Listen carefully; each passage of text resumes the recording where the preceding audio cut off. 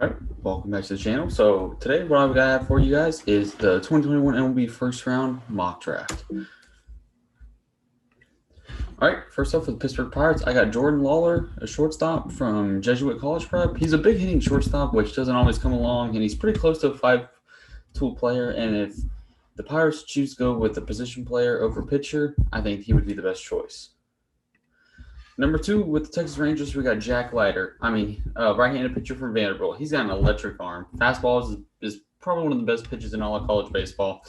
Crazy good arsenal. 12 to 6 curveballs that complement his mid to high 90s fastball. A great mound presence, consistent, but he can give up the long ball. And I hope the Rangers draft him. As a Rangers fan, I think that they should. And he's a good starter. Is what I think the Rangers could use to help get them to the next level. Number 3, we got the Detroit Tigers, and I'm going with Kumar Rocker from Vanderbilt. He's a great arsenal and understanding of how to use it. He has an electric arm. Since his first year, his command has improved greatly, and in a couple of years, he'll be a good addition to their rotation with Casey Mize and Spencer Turnbull. 4, we got Boston Red Sox, and we're going with Henry Davis, a catcher from Louisville. Boston's probably praying that someone passes on Leiter, and they can see him in the 4th-round pick. I know a lot of people would like to see that happen, but the thing with Henry Davis is that he's not just a defensive catcher. He can also swing the bat. He's kind of a dark horse in the way that, he had a really, really impressive 2021 season that boosted him into a top 10 projection. He had more walks and strikeouts, and he could be the next Yasmani Grandal, but he has a way better bat than Yasmani does. Number 5, with the Baltimore Orioles, we got Khalil Watson, a shortstop from Wake Forest High School. He had a good spring season that moved him up draft boards. He has plus speed and raw power that will show once he puts more weight and muscle on. A dynamic offensive player, and I think he has more potential than the shortstops that they have in their system, and could possibly move to center field with his frame and his speed. Number 6, with the Arizona Diamondbacks, I got Colton Cowser, an outfielder from Sam Houston State. The Diamondbacks like to pick hitters who stay up the middle, and he has had consistent numbers during his college career, which is why he's up in a top 10 spot, and seems like a good fit for both sides. Number 7, we got Matt McLain, a shortstop from UCLA. For them, with the Royals, they have Whit Merrifield, who just kind of does it all for them. I could see Matt McLain being the next person to do that for them. You can compare him to Ian Kinsler and Whit Merrifield, but he has more pop. If he doesn't go at 4 to the Red Sox, then Kansas City is a great spot for him. Number 8, we got the Colorado Rockies.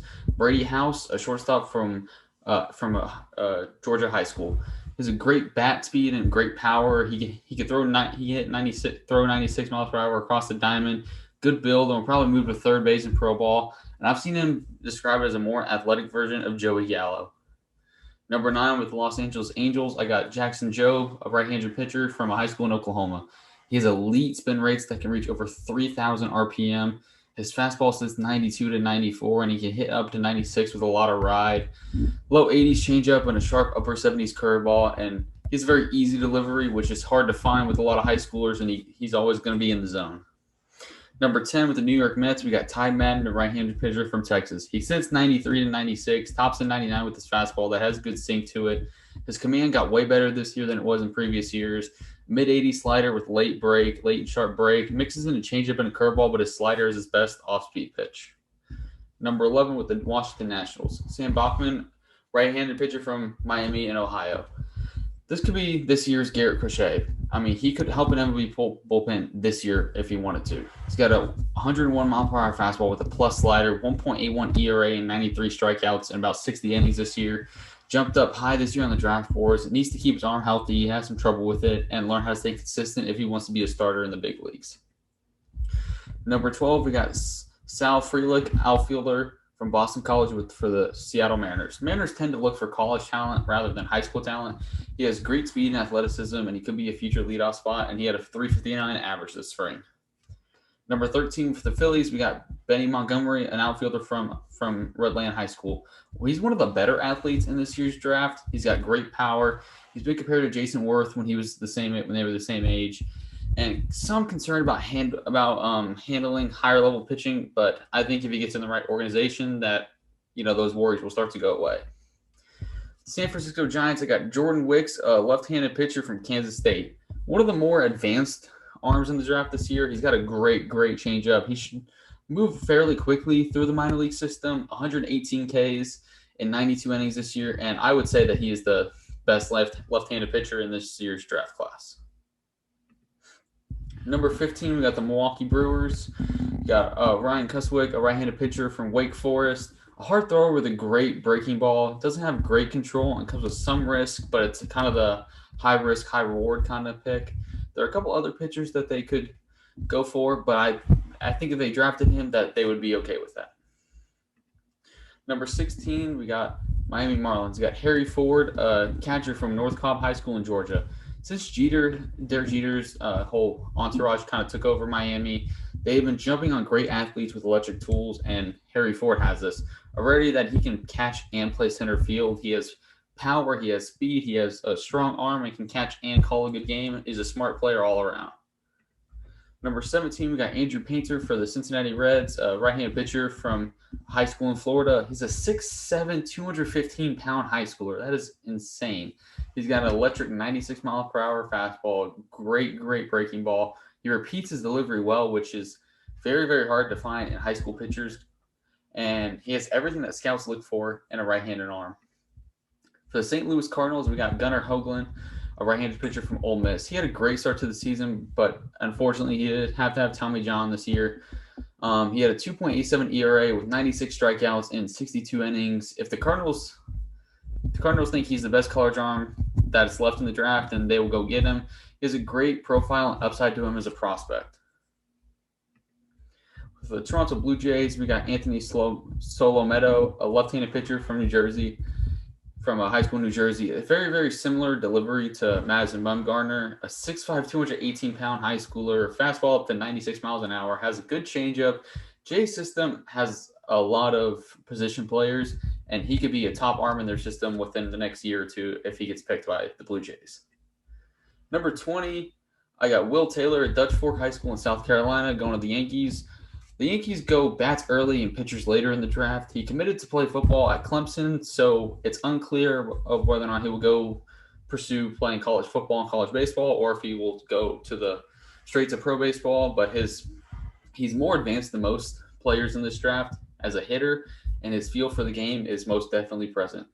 For the Chicago Cubs, we got Michael McGreevy, a right-handed pitcher from UC Santa Barbara. 115 to 11 strikeout to walk ratio in 101.2 innings, a 6'4", 215-pound frame, a 96-mile-an-hour fastball, has two quality breaking ball pitches with an average changeup, and with what he's done this year, he's definitely pitched himself into a first-round draft pick. At 22 for the Chicago White Sox, I got Colson Montgomery, a third baseman from Indiana, high school shortstop that he's probably going to end up switching to third base in pro ball, which happens fairly often. A 50 hit and a 55 power on the tool chart, great athleticism, and from what it seems like, the White Sox are very interested in him. 23, the Cleveland Indians, we got Chase Petty, a right-handed pitcher from Mainland High School in New Jersey. 6'2", 290-pound. I've seen that he's an undersized pitcher, which, I don't think the whole size thing matters. It's just the luck of the draw sometimes with the way it works. He's got a 70-grade fastball that hits 100 miles an hour, has a hard and sharp slider. Might have to pay a little above the slot price to convince him to sign instead of going to play. I'm pretty sure he's committed to Florida, but I think it would be worth the investment. I mean, kid's got an electric arm, and he's got a lot of upside, and he's going to be a great pitcher in the big league someday. 24th, the Atlanta Braves, we got Bubba Chandler, a right-handed pitcher and shortstop from high school in Georgia. He's a three-star quarterback committed to play at Clemson, a hard-throwing right-hander, switch-hitting shortstop, arguably probably the best two-way player in the draft class this year. And, the big question with him is if he gets picked high enough, will he go play pro ball, or will he go play D1 football?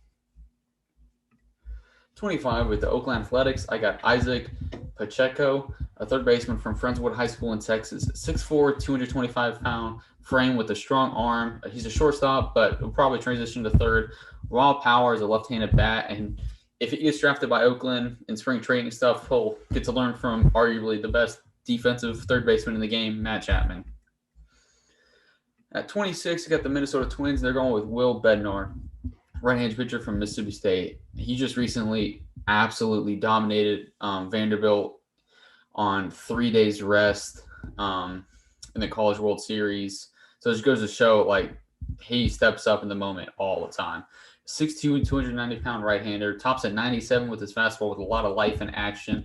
Solid slider and curveball. Doesn't have the cleanest delivery, but if he gets an organization where he can focus on that and help smooth that out, I think that would be great for him. And he's a really smart pitcher. 27 with the San Diego Padres, I got Joshua Baez, an outfielder from Dexter Southfield School in Massachusetts.